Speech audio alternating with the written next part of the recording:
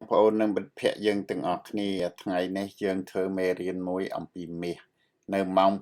8 New York Times មកន័យថាម៉ោង8នេះម៉ោងល្ងាចនៅ New York Times ហើយទីផ្សារនេះគឺបើកនៅម៉ោងអាស៊ី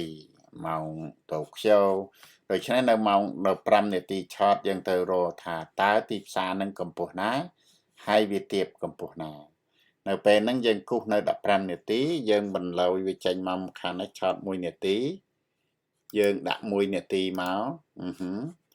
ពិសេសយើងដាក់1នាទីមកយើងចង់ដឹងថាតើតម្លៃទីផ្សារហ្នឹងវារត់យ៉ាងម៉េចនេះឃើញទេឃើញវារត់ឡើងតែមកដល់លើចុះមកដល់នេះចុះទៀតម្ដងនេះចុះទៀតតែយើងចង់ដឹងថាតើទីផ្សារនេះត្រឡប់ឡើងមកវិញអត់